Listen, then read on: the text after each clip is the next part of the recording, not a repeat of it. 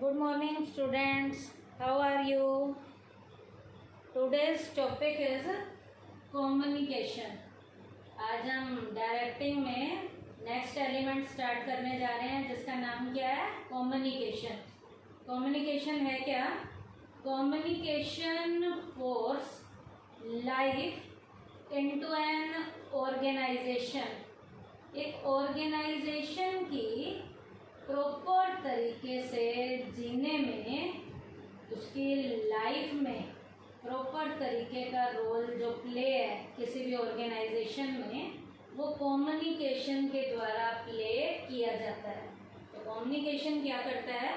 Communication force life into an organisation. अब बेटा communication का मीनिंग क्या है, कैसे लाइफ प्रदान करता है, कम्युनिकेशन है क्या, इसका मीनिंग क्या है?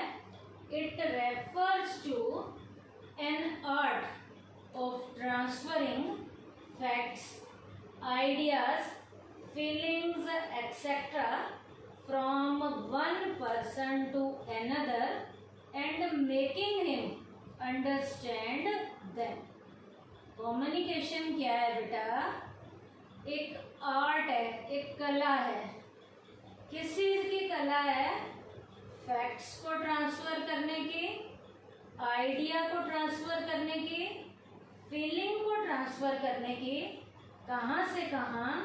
एक इंसान से दूसरे इंसान की तरफ. और जो भी ट्रांसफ़र किया गया है, चाहे फैक्ट ट्रांसफ़र किया गया है एक इंसान से दूसरे इंसान की तरफ, चाहे आइडिया ट्रांसफ़र किया गया है एक इंसान से दूसरे इंसान की तरफ, या फीलिंग भी जो ट्रांसफ़र की गई है एक इंसान से दूसरे इंसान की तरफ, उसे अच्छे से समझने की भी कोशिश करनी है.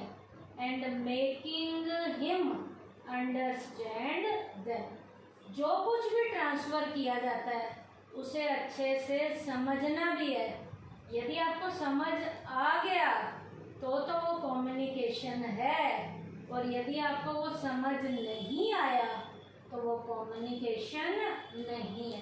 तो कम्युनिकेशन क्या है बेटा? फिर से सुनिए.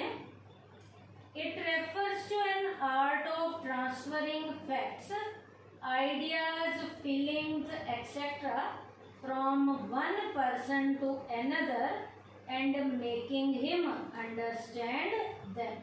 विचारों को, फैक्ट्स को, फीलिंग को एक इंसान से दूसरे इंसान की तरफ ट्रांसफ़र भी किया जाता है और उसे अच्छे से समझने की भी क्या की जाती है? कोशिश की जाती है. कम्युनिकेशन क्या है? फोर्स करता है लाइफ इनटू एन ऑर्गेनाइजेशन. अब बेटा कम्युनिकेशन में यहाँ पर एक स्पेशल नोट भी है, और वो स्पेशल नोट क्या है? In order to complete the process of communication, it is not necessary to believe or agree with the message. It is sufficient to only understand it. Communication में message पे विश्वास होना जरूरी नहीं है, उसके साथ एग्री होना भी जरूरी नहीं है, लेकिन जो कुछ भी आपको कम्युनिकेट किया गया है उसको आपने केवल समझना है, उसको केवल आपने समझना है. अब बेटा कम्युनिकेशन का मीनिंग आपको समझ आ गया होगा. कम्युनिकेशन के बारे में और भी कुछ दिया हुआ है. क्या दिया हुआ है? कह रहे हैं कम्युनिकेशन जो वर्ड है has been derived from the Latin word communicate, which means common, meaning thereby common among two or more than two people. Common दो लोगों में क्या है या दो से ज़्यादा लोगों में क्या कॉमन है? In equal major. In this way communication means sharing thoughts among two or more than two people. Communication में थॉट्स को दो या दो से ज़्यादा लोगों के बीच में क्या किया जाता है? शेयर किया जाता है. बेटा कम्युनिकेशन की फीचर्स क्या क्या हैं? कम्युनिकेशन की फीचर में फर्स्ट पॉइंट है टू और मोर पर्सन. दो या दो से ज़्यादा लोगों का होना जरूरी है।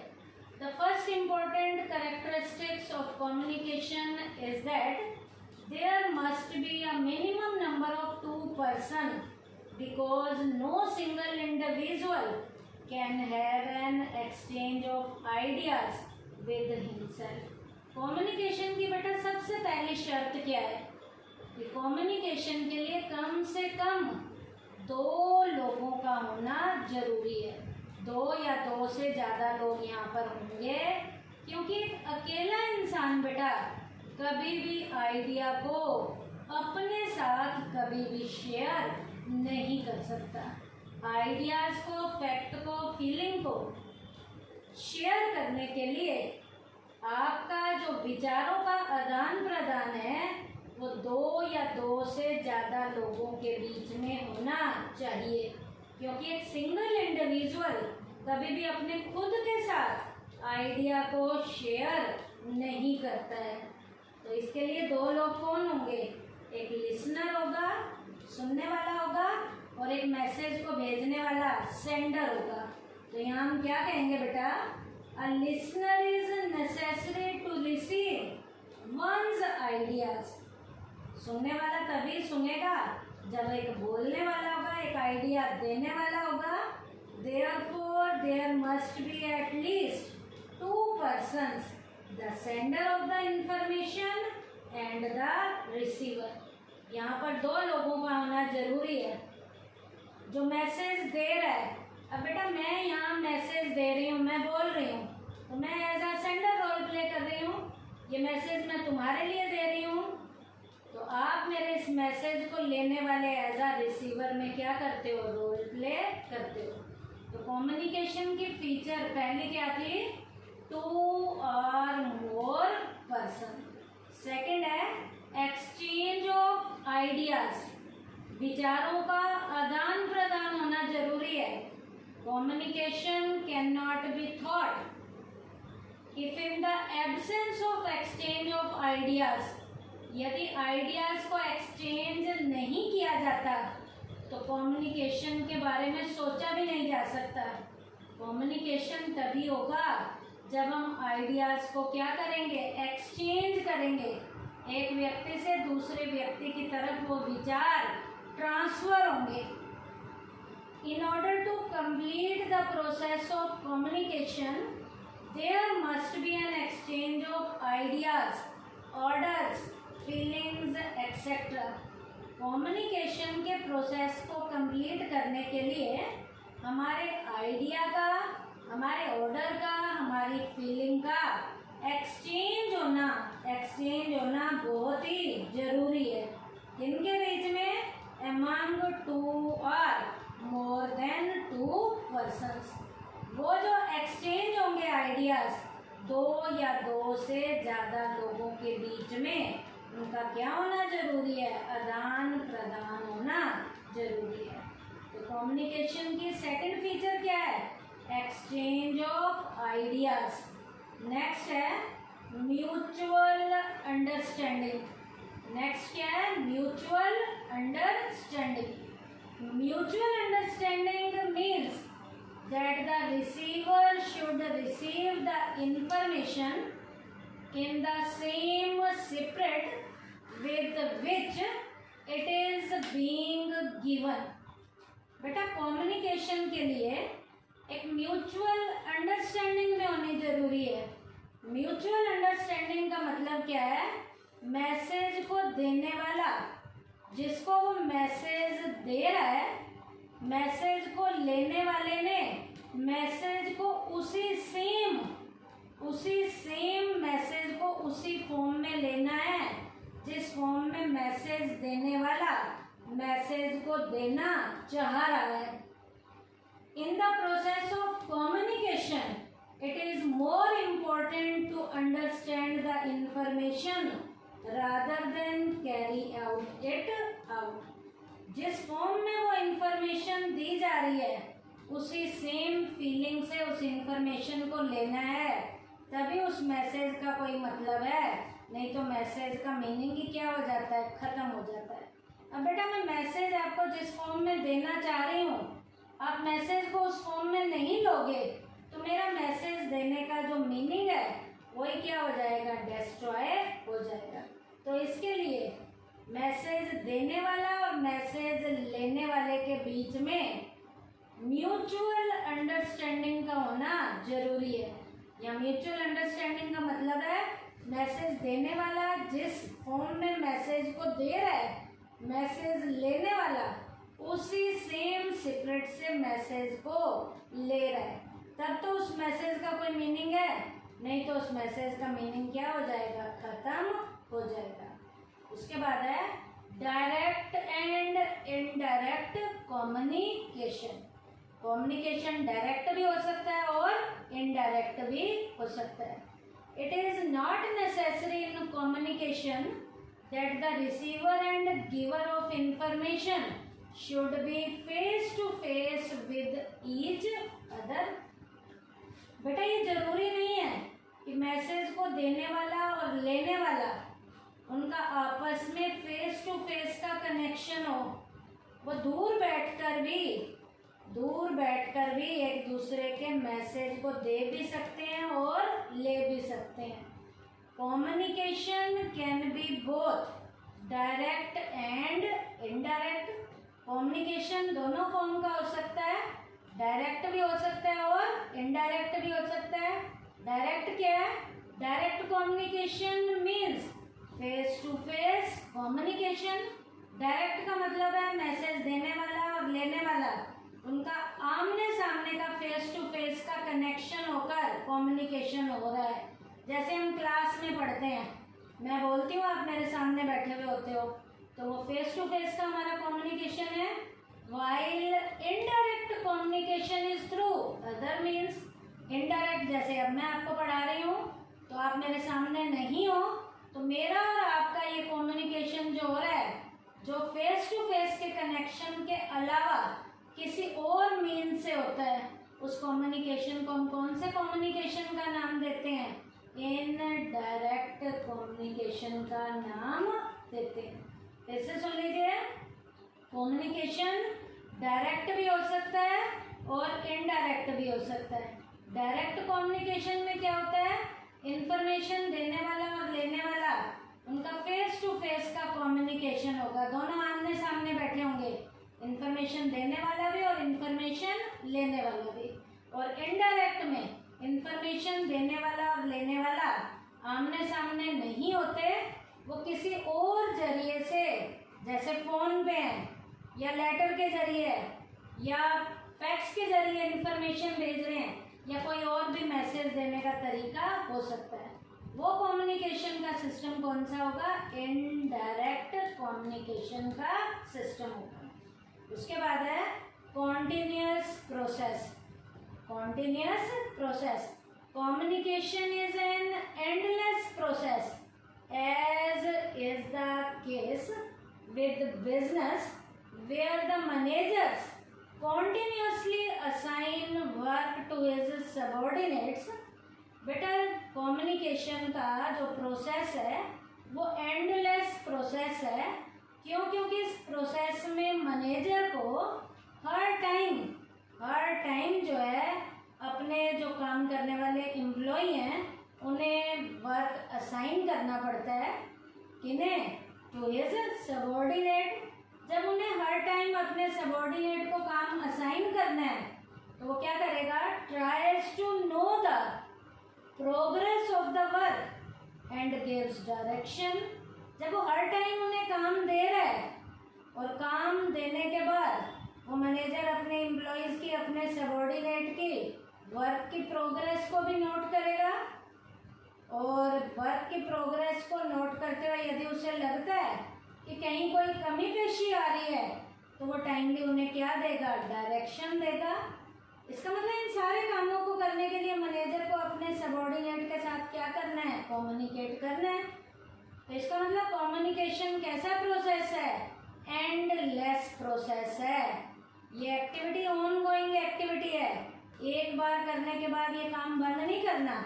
एक मैनेजर को अपने सबॉर्डिनेट को जब बार बार काम देना है तो काम के बारे में समझाना भी पड़ेगा, काम की प्रोग्रेस को भी देखना पड़ेगा, और कहीं कोई कमी पेशी आ रही है तो डायरेक्शन भी देनी है।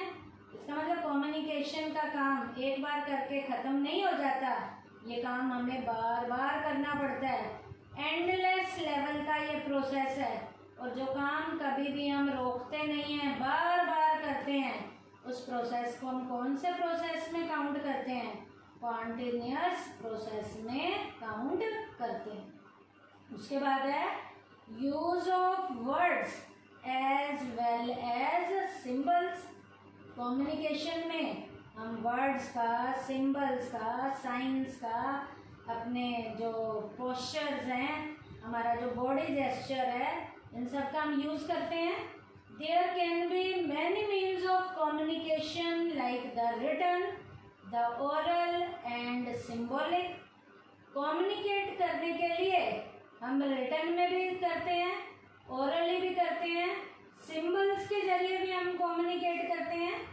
यहाँ पर सिंबल के जरिए मैं आपको बताती हूँ, जैसे the symbolic communication are the ringing of the bell for closing a school और a college, saying something by the movement of the neck, showing anger or disapproval through eyes, giving some decision by the raising of a finger in cricket etc.